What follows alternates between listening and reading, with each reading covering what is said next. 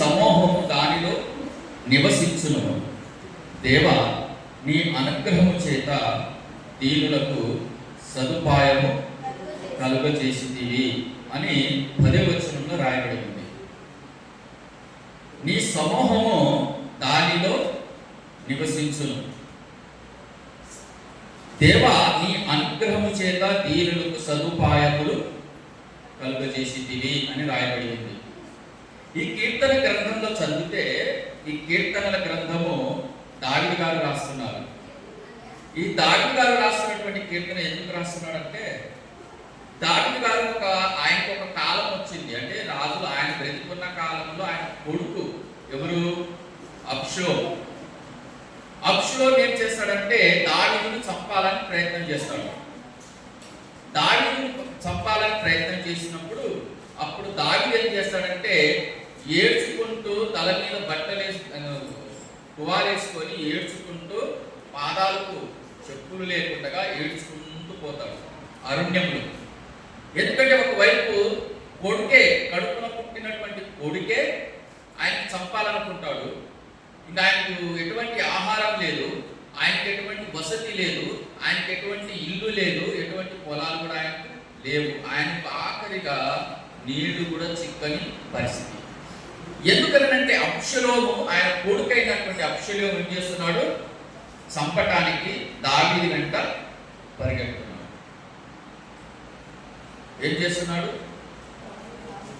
ఇప్పుడు యుద్ధాలు ఎదుర్కొన్నారు కదా, అమెరికా, ఇస్రాయేల్, తర్వాత ఇరాన్. చాలా మంది భోజనం లేక వాళ్ళ ప్రాణాలను కాపాడుకున్నటకు అరణ్యంలోనికి పారిపోతున్నారు. అరణ్యానికి పారిపోయి వాళ్ళు చాలా బాధలు పడుతున్నారు. అదే రీతిగా పాతకాలంలో బైబిల్లో దావీదు అనే భక్తుడు వెంట తన కొడుకు పడ్డాడనమాట చంపటానికి. ఆ సమయంలో కీర్తన రాస్తున్నారు ఎవరు? దావీదు గారు. ఏమని రాస్తున్నాడు? నీ సమూహము దానిలో నివసించును. దేవా, నీ అనుగ్రహము చేత దీనులకు సదుపాయము కలుగజేసితివి అన్నాడు. మీరు ఎక్కడైనా వినుంటారు మాట, సదుపాయములు విన్నారు ఎక్కడ? ఇక్కడ అన్ని సదుపాయములు కలవు విన్నారు ఎక్కడైనా మాట? కొన్నిసార్లు మనం ఊళ్ళకి పోయినప్పుడు బోర్డు రాసి ఉంటాడు, ఇక్కడ అన్ని సదుపాయములు కలవు అని. ఆ యొక్క బోర్డింగ్ లేకపోతే లాడ్జింగ్లో వెళ్ళినప్పుడు ఏమవుతుందంటే అక్కడ ఏసీ ఉంటుంది, తర్వాత ఏముంటుంది? మంచిగా గిల్లు ఉంటాయి, తర్వాత బాత్రూమ్ ఉంటుంది, చక్కగా. కొన్నిసార్లు ఏమవుతుందంటే మనం ఓపెన్ చేయకుండా కింద చేయబడితే ఏమవుతుంది? నీళ్ళు ఆటోమేటిక్గా వచ్చేస్తాయంట. అది వాళ్ళు ఏం చేస్తుంటే ఇక్కడ అన్ని సదుపాయములు కలవు. దేవుడు కూడా ఏం చేశాడంట? దీనులకు ఏం చేశాడంట? దేవా, నీ అనుగ్రహము చేత దీనులకు సదుపాయములు కలవు. గన్సంద్ర చర్చలో సదుపాయములు కలవు. ఏ సదుపాయం ఉంది? సౌండ్ సిస్టమ్ సదుపాయం ఉంది, కాగు సదుపాయము ఉంది, గిటార్ సదుపాయము ఉంది, ఇక్కడ 8 ఫ్యాన్ల సదుపాయము ఉంది, నీళ్ల సదుపాయము ఉంది, చాపల సదుపాయము ఉంది, తర్వాత ప్రేయర్ అయిపోయిన తర్వాత భోజన సదుపాయం కూడా ఉంది. అర్థమైంది? గన్సంద్ర చర్చిలో అన్ని సదుపాయములు కలుగు. అంటే మనకి ఏ మాత్రం కూడా కొదువు లేకుండా అన్ని ఎవరు సెట్ చేశారు? దేవుడు సెట్ చేశాడు. ఇక్కడ ఏమంటున్నాడు? నీ సమూహము దానిలో నివసించును. దేవా, నీ అనుగ్రహము చేత దీనులకు సదుపాయములు కలుగు. దేవుడు అంటున్నాడు, ఏమంటున్నాడంటే దీనులకు సదుపాయం కలిగిస్తాడంట ఆయన. ఎవరిని? దీనులకు సదుపాయము కలగజేస్తాడు. ఇంకొక మాట అర్థం కావడానికి చెప్తాను. పొద్దున్నే 4 గంటలకి ఇక్కడ ఒక ఆయన తెస్తాడు. ఏది? ఆవు తెస్తాడా? వస్తాడు. అది ఎవరికి? సదుపాయం మనకి. తర్వాత కొంతమందికి తలకాయ సదుపాయం, కొంతమంది తొడ మాంసము సదుపాయం, కొంతమందికి ఎముకలు ఏంటది? సదుపాయం. తర్వాత బోటి సదుపాయం, అది కూడా సదుపాయం. అవన్నీ కూడా ఏంటి? దేవుడు సిద్ధపరిచినటువంటి సదుపాయం. ఆవుని, గేదెలు, గొర్రెని మనం తయారు చేసుకోలేదు. ఎవరు తయారు చేశాడు? దేవుడు తయారు చేశాడు. ఇవన్నీ తయారు చేసి నాయన ఇది నీ కొరకే. ఏంటిది? సదుపాయం. ఆవు నీ కొరకే, నీ గురించి నేను సిద్ధపరిచిన సదుపాయం. తర్వాత కోడి నీ కొరకే, నీ గురించి సిద్ధపరిచినటువంటి సదుపాయం. ఇవన్నీ ఎవరికి? దీనులకు. ఎవరికి? దీనులకు. దీనులంటే ఎవరు? చదివండి, బైబిల్ చదివితే మీకు అర్థమవుతుంది. ఆత్మ విషయమై దీనులైన వారు ధన్యులు, పరలోక రాజ్యం వారిది. ఎక్కడ ఉంది రిఫరెన్స్? మత్తయి సువార్త 5వ అధ్యాయము 2వ వచనంలో ఏమని రాయబడి ఉంది? ఆత్మ విషయమై దీనులైన వారు ధన్యులు, పరలోక రాజ్యము వారిది. దీనులంట. ఇక్కడ ఏమంటున్నాడు? దీనులకు దేవా నీ అనుగ్రహం చేత దీనులకు సదుపాయం కలుగజేసితివి. ఎవరికి ఈ సదుపాయములు? దీనులకు. ఏ రకమైనటువంటి దీనులు? ఆత్మ విషయమైన దీనులైన వారికే ఈ సదుపాయములు దేవుడు కలుగజేస్తాడంట. ఆత్మ విషయమై దీనులంటే, ఆత్మ విషయమై దీనులంటే చూడండి, లూకాసు వార్త 18వ అధ్యాయం చూడండి. లూకాసు వార్త 18వ అధ్యాయం 10వ వచనం. లూకాసు వార్త 18 10వ వచనం.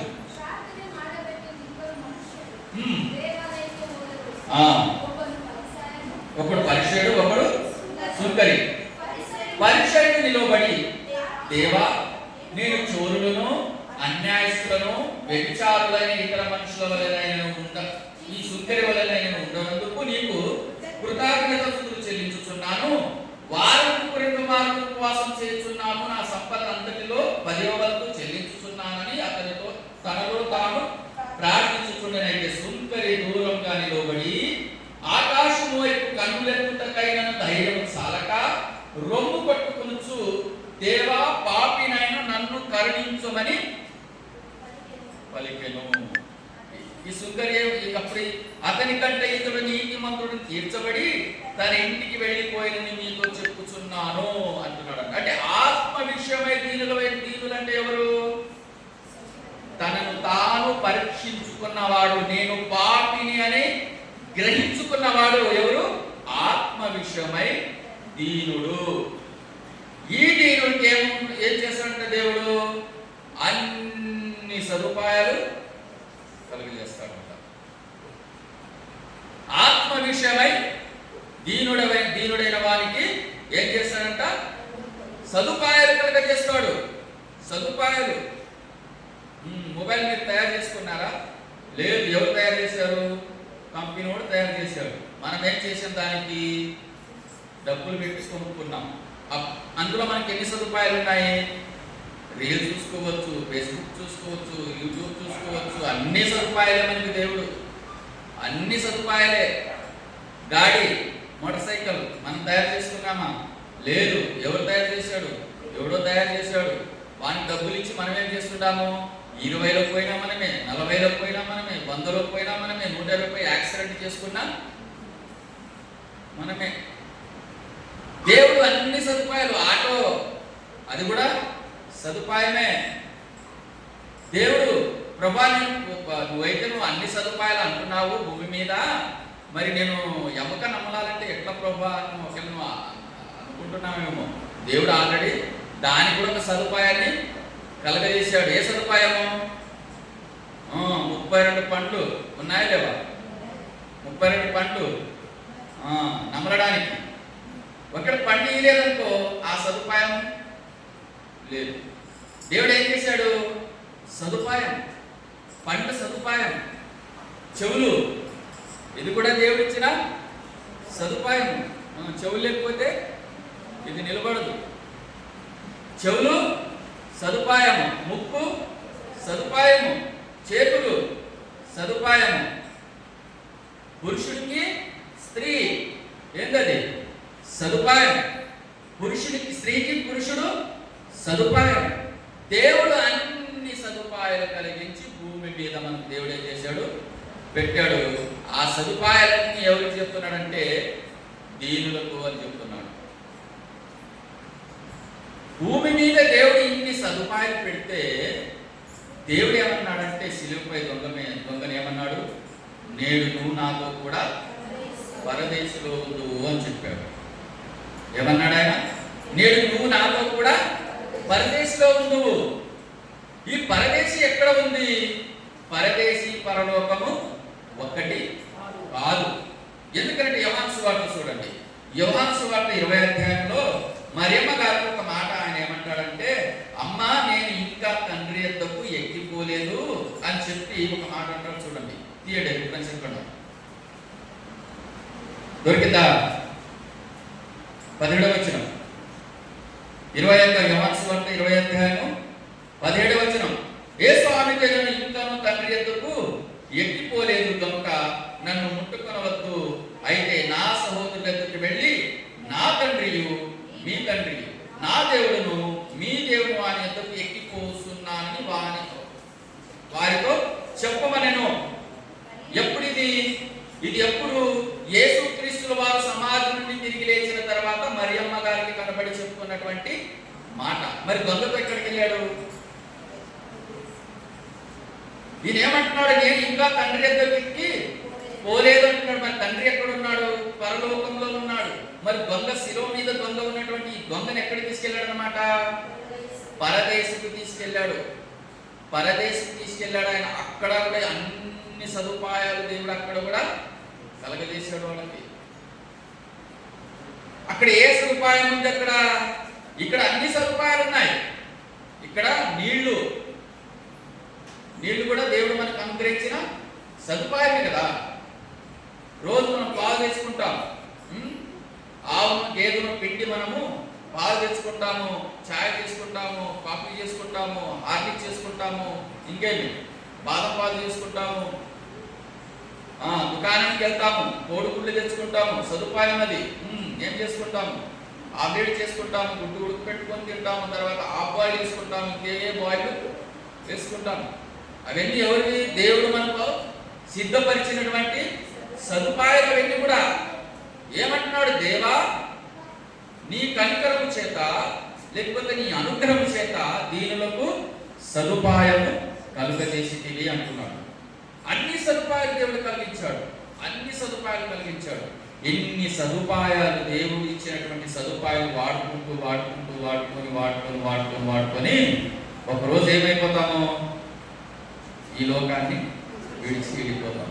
కానీ ఇక్కడ దేవుడు నీకేం చేశాడు? నీ మీద నమ్మకం ఉంచి తల్లి గర్భంలో 9 నెలలు నీకు నిర్మించి కళ్ళిచ్చి, చెవులిచ్చి, ముక్కిచ్చి, నోరిచ్చి, శరీరం అంతా కూడా తయారు చేసి భద్రంగా కాపాడి దేవుడు నీకు భూమి మీద పంపించిన తర్వాత నీకు అన్ని సదుపాయాలు కలిగించి నిండు 80 లేకపోతే 90, 100 ఆయుష్ ఇచ్చి నీకు అన్ని సదుపాయాలు కలిగించిన తర్వాత దేవునికి ఉపయోగపడకుండా, దేవునికి తెలుసుకుంటే మనం చచ్చిపోతే ఉపయోగాలు ఉండే స్థలానికి మాత్రము వెళ్ళము. దొంగత ఏమన్నాడు? ఆత్మ విషయమై దీనులైన వారు ధన్యుడు. ఎందుకంటే తన ఆత్మ గురించి యేసు ప్రభువు ఏడుకున్నాడు. ప్రభువా నీ రాజ్యంలో వచ్చినప్పుడు నన్ను జ్ఞాపకం చేసుకోమన్నప్పుడు యేసు ప్రభు ఏం చేశాడు? నేడు నువ్వు నాతో కూడా పరదేశిలో ఉంటావని చెప్పాడు. యేసు స్వామి దగ్గరకు వచ్చిన మనము ప్రభువా నా పాపములు క్షమించు అని 2 మాటలు 4 మాటలు మాట్లాడితే ఏం చేస్తాడు యేసు స్వామి? దొంగకు చేసిన న్యాయమే మనకు కూడా చేస్తాడు. యేసు ప్రభు దగ్గరికి వెళ్ళి నేను పాపిని ఒప్పుకుంటే చాలు, మన పాపములన్నీ కూడా ఆయన ఏం చేస్తాడు? క్షమించేస్తాడు. అలా అన్ని సదుపాయాలు దేవుడు ఇచ్చినటువంటి ప్రతి సదుపాయాన్ని మనం యూజ్ చేసుకున్నాం. దేవుడు మనకు ప్రేమ చెల్లించాడు. పిల్లలు మన గంగరాజన్న ఇంట్లో కుక్క పిల్లలు చూపించారు నాకు. చాలా బాగుంది అది. దేవుడు ఏంటి? దాన్ని చూసి ఏం చేయాలి? మనము ఆనందిస్తుంటాము. చూడండి, చూసిన ప్రతి ఒక్కరు ఎంత క్యూట్గా ఉంది, ఎంత బాగుందని మనము ఆనందం చేసి. అంటే ఆ కుక్కని దేవుడు ఎందుకు తయారు చేశాడు? అట్లా ఎందుకు తయారు చేశాడంటే మనం దాన్ని చూసిన వెంటనే ఏం చేయాలా? ఆనందించాలి. అంటే మనం ఆనందించాలి. ఆనందించాలని దేవుడు దాన్ని తయారు చేశాడు. అంటే దేవుడు సిద్ధపరిచిన కుక్క పిల్ల సదుపాయం అది. ఏ సదుపాయం? కుక్క పిల్ల సదుపాయం. ఎన్ని సదుపాయాలు దేవుడు కలిగించాడు చూడండి. మీరు పక్షులు చూడండి, ఆవులు చూడండి, మేకలు చూడండి. వాన పడకపోతే మనం ఏం చేస్తాము? రైతు ఏం చేస్తాడు? ఆకాశం వైపు చూస్తాడు. ఇంకా పడలేదు వాన, ఇంకా పడలేదు, వాన పడలేదని. ఏ మంత్రుల చేతిలో, ఎమ్మెల్యేల చేతిలో, ముఖ్యమంత్రి చేతిలో, ప్రధానమంత్రి చేతిలో లేదా వాన కురవడం అంటే? లేదు. ఎవరి చేతిలో ఉంది? దేవుని చేతిలో ఉంది. ఈ వాన చినుకు నీ దగ్గర, నీ కాళ్ళ దగ్గర, నీ ఇంటి ముందు నీ కాళ్ళ దగ్గర పడాలంటే ఆయన ఎంత కష్టపడాలో తెలుసా? ఎవరు? దేవుడు. లేదండి నేను కష్టపడి వానను కురిపిస్తాననుకుంటే ఈరోజు మన భూములు ఇట్లా ఉండేవి కాదు కదా. వాన కురియాలంటే ఎవరి దయ ఉండాలి? దేవుని దయ ఉండాలి. ఆయన కలిస్తేనే వాన కురుస్తుంది. ఎలా కలుస్తాలి? ఆయన సూర్యునికి ఆజ్ఞ ఇవ్వాల. ఎవరికి? సూర్యునికి ఆజ్ఞ ఇస్తే సూర్యుడు ఏం చేస్తాడు? బగ బగ బగ బగ బగ బగ మండుతాడు. మండిన ఆ వేడిని ఏదైతే ఉందో ఆ వేడికి చేత సముద్రాన్ని ఏం చేస్తాడు? వేడెక్కిస్తాడు. మనం ఒక పాత్ర నీళ్లు ఏడెక్కిస్తాం కదా, పాత్ర కింద మంట పెడితే నీళ్ళు ఏమవుతాయి? వేడెక్కుతూ ఉంటాయి. వేడెక్కిన తర్వాత దాని మీద మూతేస్తే ఏమవుతుంది? ఆ మూత తెరవంగానే ఏమవుతుంది? నీళ్లు ఆవిరి. అట్లే మూట తెరిచి పెట్టండి, అది మరిగి మరిగి మరిగి మరిగి మరిగి నీళ్ళు ఏమైపోతాయి? కనబడవు కాసేపటికి. ఆ నీళ్ళని ఎక్కడన్నా ఏమైపోయాయి? ఆవిరిగా మారిపోయాయి. నీళ్ళని కూడా ఆవిరిగా మారినటువంటి నీళ్ళు ఎక్కడికి వెళ్తాయి? ఆకాశంలో మేఘాల్లోనికి వెళ్ళిపోతాయి. మేఘాల్లోనికి వెళ్ళిపోయిన తర్వాత దేవుడు ఏం చేస్తారంటే ఆ నీటిని అన్నిటినీ గడ్డగా, ఐస్ గడ్డగా మారుస్తాడు. అట్లా ఐస్ గడ్డగా మార్చినటువంటి ఆ నీళ్ళని ఏం చేస్తారంటే భలే అని ఒక మెరుపు దాని మీద పంపిస్తాడు. ఎప్పుడైనా విన్నారా? వాన పడే మంది మెరుపులు ఎందుకు మెరుస్తాయో? ఎందుకు మెరుస్తాయి అనుకున్నారు? ఆ మేఘాలలో ఉన్నటువంటి ఆ ఐస్ గడ్డ కట్టినటువంటి నీళ్లను ఆ మెరుపు ఏం చేస్తుంది? కరిగించేస్తుంది. అప్పుడు ఏం చేస్తాడంటే ఎక్కడ పోయి కురవాలని దేవుడు ఆజ్ఞ ఇస్తాడో ఆయా ప్రాంతాలకి వెళ్ళి ఆ వానలు కురిపించేస్తాడు. ఒక చినుకు మన ఇంటి ముందు పడాలంటే దేవుడు అంత పని చేయాలి. ఇది దేవుడు సిద్ధపరిచిన, చెప్పండి, సదుపాయం. ఏంటి వాన? ఏమనుకున్నారు మీరు? మన కొరకు దేవుడు సిద్ధపరిచిన సదుపాయము. దీనులకు ఇక్కడ అన్ని సదుపాయాలు. నీళ్లు వాన కూడా కురిపించేస్తారు.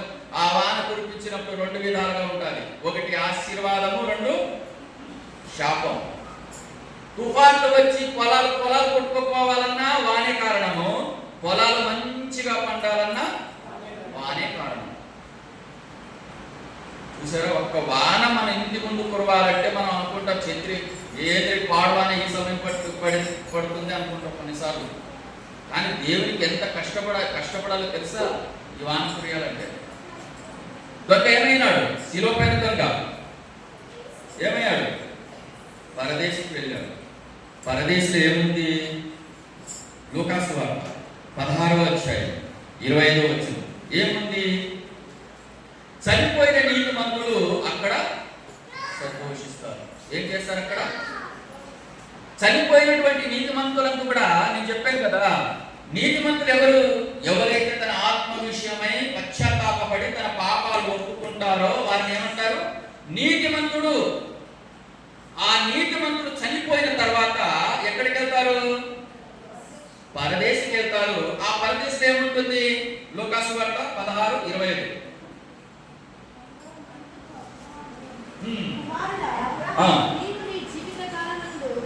నీవు నీ జీవిత కాలమందు నీకు ఇష్టమైనట్లుగా నేను ఇచ్చిన సదుపాయాలన్నీ వాడుకున్నావు. చదువమ్మా.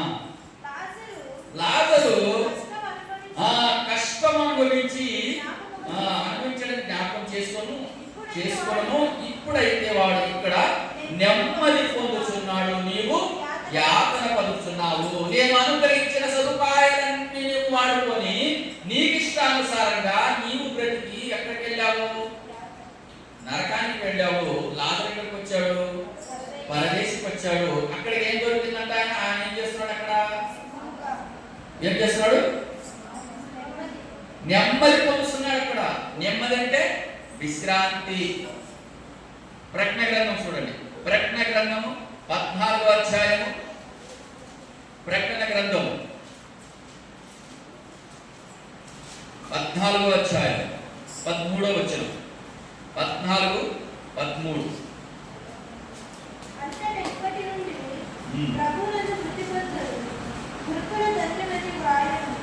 ఏమన్నాడు? అంతటా ఇప్పటి నుండి ప్రభునందు మృతి పొందు మృతులు ధన్యులని వ్రాయము. పరలోకం నుండి ఒక స్వరము చెప్పగా వింటిని, నిజమే, వారు తమ ప్రయాసాలు మాని విశ్రాంతి పొందుదురు. అక్కడ ఏముంటుందంట? విశ్రాంతి. లాజరుకి ఏం దొరికింది? నెమ్మది. ఇక్కడ ప్రభునందు మృతి పొందిన మృతులంటే ఎవరు? ఎవరైతే యేసు ప్రభువును నమ్ముకున్నారో, ఆ నమ్ముకున్నటువంటి వారు ఎప్పుడైతే ఎవరైతే చచ్చిపోయారో వాళ్ళందరికీ ఏం దొరుకుతుందంటున్నాడు అక్కడ? విశ్రాంతి. తమ ప్రయాసం అంటారంట. అక్కడ ప్రయాసం ఉండదు. ఏ ప్రయాసం ఉండదు? పొద్దున్నే కంపెనీకి వెళ్ళాల్సిన, ఫ్యాక్టరీకి వెళ్ళాల్సిన పని ఉండదాడ. పొద్దున్నే బాసలు తిక్కే అవసరత ఉండదు. పొద్దున్నే మమ్మీలేకి తిక్కే అవసరత కూడా మీకు ఉండదు. ఆ తర్వాత వాషింగ్ మిషన్ బట్టలు ఉతికే ప్రయాసం మీకు ఉండదు. పొలాలకు పోయే ప్రయాసం ఉండదు. ఆటోకు పోయే ప్రయాసం ఉండదు. ఉద్యోగం చేసే ప్రయాసం ఉండదు. అప్పడాలు అమ్మే ప్రయాసం అంతకంటే ఉండదు. గ్యాస్ రిపేర్ చేసే ప్రయాసం అంతకంటే ఉండదు. నువ్వేం చేస్తావు అక్కడ? నీ ప్రయాసం అంతా కూడా మాని అక్కడ ఏమవుతుందంటే నీకు దీనులకు సదుపాయం ఉంది. అక్కడ దీనులకు సదుపాయం అంటే నువ్వు ఏం పరిచయం అసలు లేదు. కాలు మీద కాలు వేసుకుని కూర్చుంటే దేవదూతుల్ని దగ్గర వేసి దేవదూతులు ఏం చేస్తారంట? ఏం చేస్తారు? సేవ చేస్తారు. దేవదూతులు ఏం చేస్తారు? సేవ చేస్తారు. ఎపిలియన్ రాసిన పత్రిక 1వ అధ్యాయం 14వ ఏంటంటే, వీరందరూ రక్షణను స్వాస్థ్యం పొందబోవారికి పరిచయం చేయటకై పంపబడిన సేవకులైన ఆత్మలు అంటున్నాడు. ఎవరు చేస్తారంట మనకి సేవ? చూడండి, ఏప్రిల్ రాసిన పత్రిక 1వ అధ్యాయం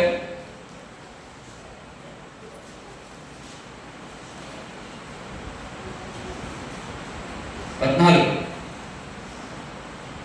1వ అధ్యాయం 14 ఉందా లేదా? దొరికిందా లేదా? ఏప్రిల్ రాసిన పత్రికలో వీరందరూ రక్షణను స్వాస్థ్యము పొందువారికి పరిచారం చేయుటకై పంపబడిన సేవకులైన ఆత్మలు. ఎవరి సేవకులు?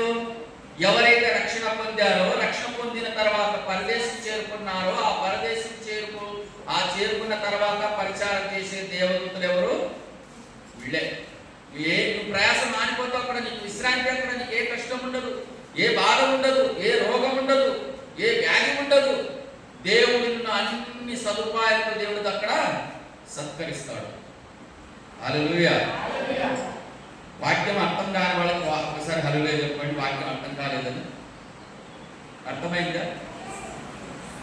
మేము నేర్చుకుంటున్నాం ఈరోజు, దేవుడు మన కొరకు అన్ని సదుపాయాలు కలగజేయను. ఎక్కడ? భూమి మీద కూడా సదుపాయాలు ఉన్నాయి, తర్వాత పరదేశంలో కూడా సదుపాయాలు ఉన్నాయి, తర్వాత పరలోకంలో కూడా సదుపాయాలు ఉన్నాయి. ప్రకటన గ్రంథంలో అంటాడు, మనం నడుస్తూ ఉంటే మొత్తం అది తెల్ల బంగారం అంట. ఎంత దూరం నడవాలో తెలియదు, ఏ బిల్డింగ్లు ఇస్తాడో తెలియదు, ఎంతమంది పరిచారకులు పెడతాడో తెలియదు, ఎన్ని కిరీటాలు ఇస్తాడో తెలియదు, ఎన్ని బహుమతులు ఇస్తారో తెలియదు. అక్కడ మనం ఏం చేస్తామంటే హెచ్కేల్ గ్రంథం చూడండి, హెచ్కేల్ గ్రంథం లేకపోతే ప్రకటన గ్రంథం చూడండి. ప్రకటన గ్రంథం 22వ అధ్యాయం 14వ వచనం. ప్రకటన గ్రంథము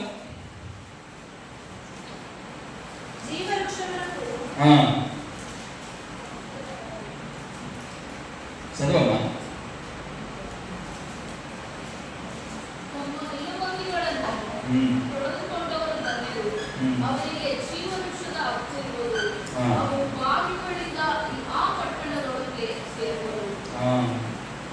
ఇక్కడ ఏమంటున్నాడు అంటే 14 జీవవృక్షమునకు హక్కు గలవారే గుమ్మముల గుండా ప్రవేశిస్తారంట. అక్కడ ఏముంది? జీవవృక్షం ఉంది. ఆ జీవవృక్ష ఫలము తింటే ఏమవుతుందంట మనకి? ఆ పట్టణంలో జీవవృక్ష ఫలాలు ఉన్నాయి, ఆ పట్టణంలో నదులు పారుతున్నాయంట, ఆ పట్టణంలో ఇంకేమున్నాయంట? ఉండాయంట. ఆ ఆకులు ఏమవుతుందంటే మనకి స్వస్థత కలుగజేస్తాయంట. స్వస్థత ఎట్లా కలుగజేస్తాయంటే చెప్తాను వినండి. పరదేశికి వెళ్తాం కదా, పరదేశంలో ఏముంటుంది? మనకి నెమ్మది ఉంటుంది. పరదేశంలో మనకి ఏముంటుంది? విశ్రాంతి. విశ్రాంతి అంటే మనకు ఎల్లప్పుడూ విశ్రాంతి కష్టం అనేది మనకు ఉండదు. అదే విధంగా ఇది హెచ్కేల్ గ్రంథం చూడండి. హెచ్కేల్ గ్రంథము 47వ అధ్యాయం. హెచ్కేల్ గ్రంథము 47:12.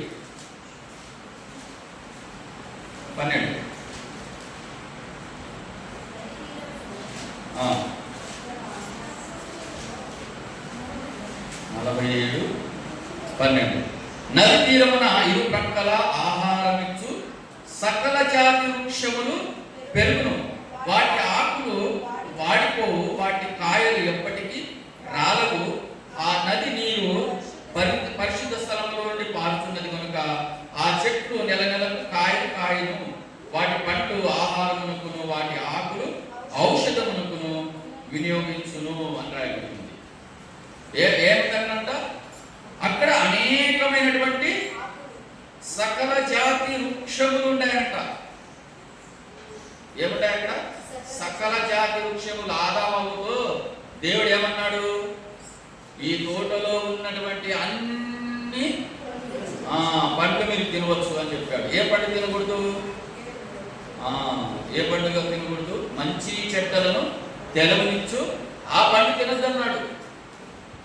కానీ ఇక్కడ ఏమంటున్నాడు ఆయన? ఆ తోటలోనంట అక్కడ అనేకమైనటువంటి వృక్ష ఫలాలు ఉంటాయంట. అవన్నీ ఎవరికి? మనకే. దేవుడు సిద్ధపరిచిన, లేకపోతే దేవుడు చేసినటువంటి సదుపాయం అది. తర్వాత ఏమంటున్నాడు? అక్కడ నెల నెల కాస్తాయంట పండ్లు. తర్వాత వాటి వాటి వాటి ఆకులు ఔషధమునకు వినియోగిస్తారంట. మనకు మహిమ దేహం వస్తుంది. ఎక్కడ? పరదేశంలో. మహిమ దేహానికి ఏముండదు? రోగం అనేది ఉండదు. రోగం ఉండదు కదా. మరి ఈ ఆకులు ఔషధానికి ఎందుకు పనికి వస్తాయి? ఇక్కడ ఇప్పుడు ఔషధం అంటే ఏంటి? మందు ఎవరికి? రోగులకే కదా, బలహీనులకే కదా. మరి పరదేశంలో ఆ ఆకులు ఏమేమి ఉపయోగపడతాయంటే అవి పండ్లు కానీ ఆకులు కానీ ఔషధంలో. దాని అర్థం ఏంటంటే, మీరు బాగా దప్పిగా ఉన్నప్పుడు ఒక ఇంట్లోకి పోయి ఫ్రిడ్జ్లో నుండి మంచి నీళ్లు తాగారనుకోండి, అప్పుడు ఏమైపోతుంది? తృప్తి కలుగుతుంది కదా, తృప్తి కలుగుతుంది. ఒక మంచి మామిడి పండు రసంతో కూడినటువంటి మామిడి పండు తిన్నామనుకోండి, అప్పుడు ఏమనిపిస్తుంది? మరి అంటే మన హృదయంలో ఏమైపోతుంది? తృప్తి కలుగుతుంది కదా. దాన్ని ఏమన్నాడంటే ఇది స్వస్థత అన్నాడు దాన్ని. అంతేగాని ఇక్కడ రోగాలు, వ్యాధులు, మరణాలు అక్కడ ఉండవు. నువ్వు ఇక్కడ ఎంత తిన్నా కానీ రుచి పచ్చి ఉండవు. అప్పట్లో మీ చిన్నతనంలో రుచి పచ్చి ఉండేవి. ఏదైనా పొలాలు తిరిగి ఇప్పుడు ఏం లేవు, మొత్తం డూప్లికేటే. మొన్న 150 రూపాయలు పెట్టి దేవుడు బత్తా తెస్తే ఒక్కటి కూడా తీయలేదు. 250 పెట్టి యాపిల్ తెస్తే 200-300 కుళ్ళిపోయినాయి. అంతా డూప్లికేటే. ఒక అమ్మాయి ఏమంటుందంటే అవి ఎందుకు కుళ్ళిపోయాయంటే ఇంజక్షన్ వేస్తారంట అందులో. కానీ అక్కడ అవి దేవుడు సిద్ధపరిచినటువంటి సదుపాయాలు. మనుషులు ఎవరు? డూప్లికేట్లు అంతా కూడా. మనుషులు తయారు చేసేదంతా కూడా డూప్లికేట్. చైనా ఐటమ్ అంటాం కదా, ఇది చైనా మొబైల్ అంటాము. కొన్ని బొమ్మలు కానీ కొన్ని వస్తువులు కానీ చైనాకి సంబంధించిన అన్ని డూప్లికేట్ అవి. కానీ దేవుడు తయారు చేసేది అక్కడ ఏముండదు. అక్కడ జీవవృక్ష ఫలం ఉంటుంది. అక్కడ ఆదాము అవ్వ పాపం చేసినప్పుడు ఏ తోట నుండి వెళ్ళగొట్టి జీవవృక్ష ఫలం తినకుండా చేశాడో అదే జీవవృక్ష ఫలము మళ్ళీ మనము తింటాం. హల్లెలూయా. ఎందుకు తింటామంటే యేసుప్రభు చనిపోయి తిరిగి లేచిన తర్వాత కూడా ఆయన తిన్నాడు. ఆయన ఏం తిన్నాడు? చేపలు తిన్నాడు. పొయ్యి మీద కాల్చుకున్నటువంటి చేపలు ఆయన తిన్నాడు. ఎందుకు తిన్నాడు? ఆకలేసి కాదు, అదొక సదుపాయం. దేవుడు సిద్ధపరిచినటువంటి సదుపాయం. ఆ సదుపాయాలు మనకు కావాలంటే మనం ఏమైపోవాలా? దీనులైపోవాలి. ఎవరికి సదుపాయం ఇవన్నీ కూడా? దీనులకు. ఎటువంటి దీనులు? ఆత్మ విషయమై దీనులైన వారికి ఈ సదుపాయాలు దేవుడు అనుగ్రహిస్తాడు. మీ ఇంట్లో పిండి అయిపోదు, మీ ఇంట్లో నూనె అయిపోదు, మీ ఇంట్లో ఎటువంటి పరిస్థితి జరగదు. దేవుడు ఎల్లప్పుడూ చల్లగా అంటారు కదా, దేవుడు మిమ్మల్ని చల్లగా కాపాడమని, అలా చల్లగా కాపాడు. ఎవరికి? దీనులకి. ఎవరికి? దీనులకి. ఏ దీనుల వారు? తన ఆత్మ విషయమై దీనులని వారికి. ఆత్మ విషయమై దీనుల వారు. దీనులంటే తన పాపాలను ఒప్పుకొని యేసు ప్రభుని నమ్ముకొని ఆయనలో జీవించే వారికి దేవుడు ఎల్లప్పుడూ అన్ని సదుపాయాలు కలుగజేస్తారు. హల్లెలూయా. అర్థమైందమ్మా? మీకు దేవుడు అన్ని సదుపాయాలు కలుగజేయాలంటే మనం ఏం చేయాలా? యేసు ప్రభునందు విశ్వాసం ఉంచాలా, ఆయన మార్గం లేదు నడవాల. దేవుడు నాకు సదుపాయం చేశాడు. రీల్ విన్నాను, రీల్ చూశాను. ఏంటంటే ఒక అమ్మ సాక్ష్యం చెప్పింది, నేను రాత్రి ప్రార్థన చేసుకున్నాను, నాకు 2 తులాల బంగారం దొరకాలని, అది రోడ్డు మీద దొరికింది అని చెప్పేసి. ఇంకోటి ఏమన్నాడంటే ఆ 2 తులాల బంగారం నాదే, మరసంగా నా 2 తులాలు నాకు అన్నాడంట.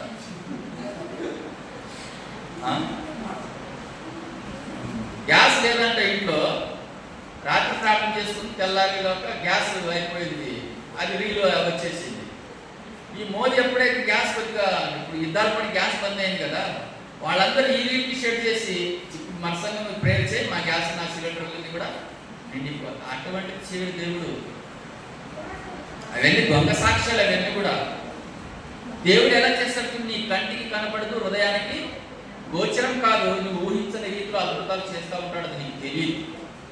హల్లెలూయా. అటువంటి అద్భుతాలు చేస్తాడు ఆయన. మీ ఊర్లో ఇంత చక్కటి చర్చి కావాలని మీరు ఎప్పుడైనా అనుకున్నారా?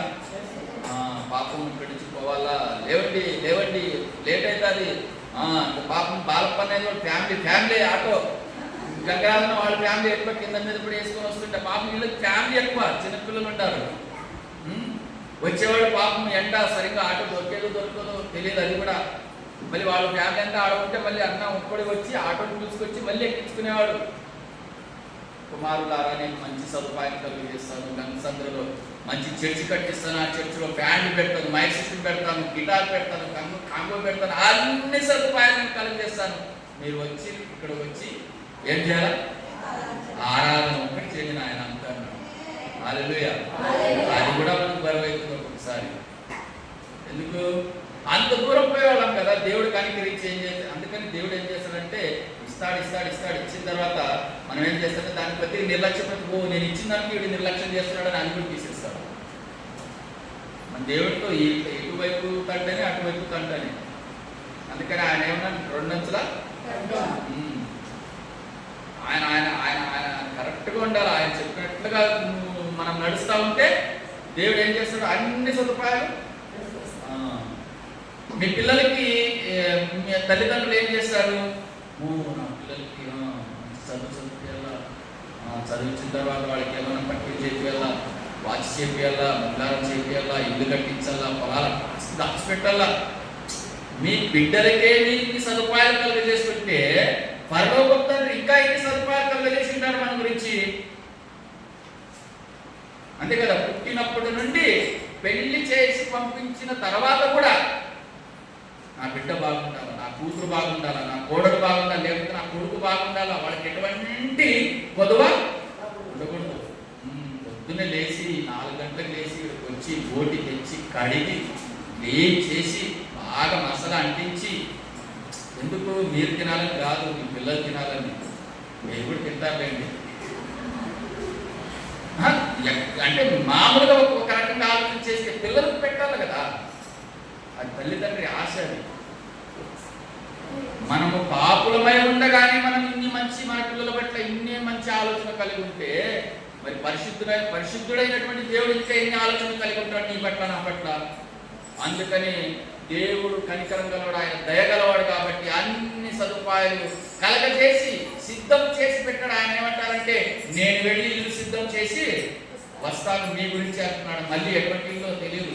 మనమే ఒక 10 కోట్లు ఉంటే 10 కోట్లకు మించిన ఇంకా 1 కోటి అప్పు తీసి మళ్ళీ 11 కోట్లతో కడతాము బిల్డింగ్. ఎట్లా ఉండాలని 11 చూసిన ప్రతి వాడు కూడా ఉక్కు మీద వేలేసుకోవాలి, అట్లా ఉండాలని యుద్ధం అనుకుంటాం. కానీ దేవుడు అక్కడ ఇంకేముంటుందో తెలుసా? వాడబారని మహిమ గల ఏమిస్తాడు? శరీరం. అది ఎన్నటికీ ముసలిది కాదు శరీరం. ఇక్కడైతే మేము నల్లగా ఉంటాము, తెల్లగా ఉంటాము, ఎంటికలు లేవు ఉండవు, సరిగ్గా ఊడిపోతూ ఉంటాయి ఎంటికలు, కళ్ళు కనబడవు, చెవులు వినబడవు. ఇది ముసలి శరీరం. కానీ దేవుడు ఇచ్చే శరీరం ఎలా ఉంటుంది? అని పోతా ఉంటావు. విమానం అవసరం లేదు నీకు. అప్పుడు యేసుప్రభు ఎలా వెళ్ళిపోయాడు మీరు చెప్పండి? మహిమ దేహంతో మేఘాల మీద కొనుక్కోబెట్టాడంట. మేఘం వచ్చి తీసుకుపోయింది. నువ్వు పోవచ్చు, అడ్డం లేకుండా నువ్వు ఫ్లైట్ అవసరం లేదు, ర్యాకెట్ అవసరం లేదు, ఆటో అవసరం లేదు, ఏ బస్సు అవసరం లేదు. మరి దేవుడు అద్భుతమైనటువంటి శరీరాన్ని కూడా సిద్ధం చేసి పెట్టాడు. ఆ శరీరం కావాలంటే ఏం చేయాలా? ప్రభువా, ఈ దీన శరీరాన్ని మహిమ శరీరంగా మార్చే గొప్ప దేవా, నా తప్పులు అపరాధాలు మన్నించమని ఆయన పాదాల మీద పెడితే చాలు. తప్పులు ఒప్పుకుంటే చాలు. హల్లెలూయా. ఇక్కడ ఇన్ని సదుపాయాలు పెట్టాడు. ఇక్కడే ఇన్ని సదుపాయాలు మన గురించి ఉంటే మరి పరదేశీలు ఎన్ని సదుపాయాలు ఉన్నాయని తెలియదు. ఇంకేం తెలుసా? మనం ఆదాము చూస్తాం, అవ్వను చూస్తాం, ఏబేలు చూస్తాం, అబ్రహాం చూస్తాం, యాకోబు గారిని చూస్తాం, ఇస్సాకు గారిని చూస్తాం, దావీదు గారిని చూస్తాం, అందరిని చూస్తాం. అక్కడికి పోతే ఎక్కడికి పోతే? పరదేశీలకు పోతే. పరలోకం ఇంకా ఎవరు పోలేదు. దావీదు గారు కూడా పరలోకానికి వెళ్ళలేదు. ఒకవేళ మన తల్లిదండ్రులు మన తాతలు ఎవరైనా దేవుని నమ్ముకొని చచ్చిపోతే వాళ్ళని కూడా మనము అక్కడే చూస్తాం. మనం కూడా కొద్ది కష్టం అవుతారు. ఏ కష్టము? ఓంగాని గుర్తుపట్టము, కానీ వాళ్ళు మనం గుర్తుపడతారు. కొద్దిగా ఎక్కువేం కాదు. ఎందుకంటే ఈ దేహం వదిలిపోయిన తర్వాత మా తమ్ముడా, మా అన్న, మా మామ, మా అత్త, మా మేనమామ, మా సుత్తమా, మా ఊరివాడ అనేది అంతా తెలిసిపోతారు. ఎలా తెలిసిపోతుంది? ధనవంతుడు చనిపోయాడు కదా. ధనవంతుడు చనిపోయిన తర్వాత అబ్రహాం గారితో ఏమన్నాడు? తండ్రి అయిన అబ్రహామా అన్నాడు. ఎలా తెలిసింది దీనికి? తెలిసిపోతుంది, అంతే తెలిసిపోతుంది. ఎందుకంటే ఈ దేహంలో ఉన్నప్పుడు మనకి తెలియదు. ఈ దేహం వదిలిన తర్వాత ఏమవుతుంది? అంతా తెలిసిపోతుంది. అక్కడ నెమ్మది ఉంటుంది, అక్కడ విశ్రాంతి ఉంటుంది, అక్కడ జీవవృక్ష ఫలాలు ఉంటాయి. అక్కడ దేవదూతలు పరిచయం చేస్తారు మనకి. అక్కడ మన బంధువులు, మన పితరులు మనం అక్కడంతా కలుసుకుంటాము. అక్కడ అందరం కలుసుకొని దివారాత్రులు దేవుని ఏం చేస్తాము? ఆరాధిస్తూ ఉంటాం, స్తుతిస్తూ ఉంటాం, ప్రార్థిస్తూ ఉంటాము. అక్కడ ఆనందమే ఆనందం. అందుకని తమ ప్రయాసాలు మాని, ఇక్కడ ప్రజ్ఞ గ్రంథం ఏం చదువుకున్నాం? తమ ప్రయాసాలు మాని అక్కడ ఏం చేస్తారంట? విశ్రాంతి. ఇక్కడ అంత ప్రయాసం. పొద్దున్న లేస్తే రాత్రి పట్టుకునేంత వరకు కూడా ప్రయాస. ఇది ప్రతి రోజు పడవలసినటువంటి ప్రయాస. కానీ అక్కడ ప్రయాస ఉండదు. అప్పడాలన్నీ పని నీకు ఉండదన్న. నువ్వు బెంగళూరు పోయే పని లేదు, అమరీష్ నీకు కూడా ఉండదు, నాకు కూడా ఉండదు. ఈ ప్రయాస నాకు ఉండదు. ఇంకా గంగరాజున మూటలు ఎత్తుకుని పోయే ప్రయాసం ఉండదు. చంద్ర బెంగళూరుకు పోయి చదువు చెప్పే ప్రయాసం ఉండదు. అక్షత బడికి పోయే ప్రయాసం ఉండదు. అక్కడ చదువులు ఉండవు.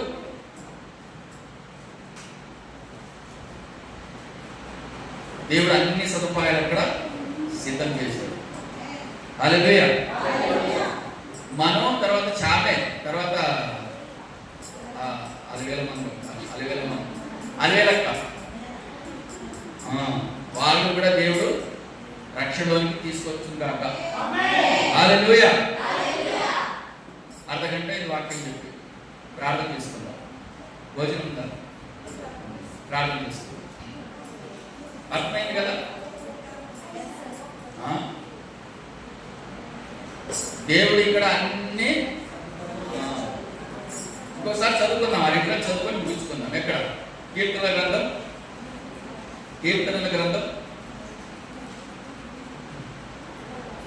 68. కీర్తనల గ్రంథం 68:10. నీ సమూహము దానిలో నివసించును. దేనిలో నివసించును? పరదేశంలో. నీ సమూహము దానిలో నివసించును. దేవా, నీ అనుగ్రహము చేత దీనులకు సదుపాయములు కలుగజేసితివి. హల్లెలూయా. కాబట్టి నీ సమూహం దానిలో నివసిస్తుంటారు. ఏదేంటో పరదేశంలో ప్రార్థన చేసుకుంటారు. పరిశుద్ధుడైన తండ్రి, నీకే వందనములు, స్తుతి, స్తోత్రములు ప్రభువా. ఈ వాక్యానుసారంగా నా తండ్రి, నీ సమూహం దానిలో నివసించును దేవా. నీ అనుగ్రహం చేత దీనులకు అన్ని సదుపాయాలు కలిగజేశావు ప్రభా. భూమి మీద కలిగజేసావు, పరదేశంలో కలిగజేస్తున్నావు నా తండ్రి, చేశావు. అదే నువ్వు పరలోకం వెళ్ళిన తర్వాత కూడా నా తండ్రి ఆ సదుపాయాలు ఎలా ఉంటాయో మాకు తెలియదు కానీ ప్రభా, మేమందరం ఆ రైతుగా కలుసుకొని మేమందరం అక్కడ ఉండి మీ కృపలో నా తండ్రి సంతోషించి ఆనందించే కృపను బాధ్యతను అనుగ్రహించమని, మా అందరిని దీవించమని యేసుక్రీస్తు నామమున ప్రార్థించున్నాం తండ్రి. ఆమేన్. పాట పాడుకుంటూ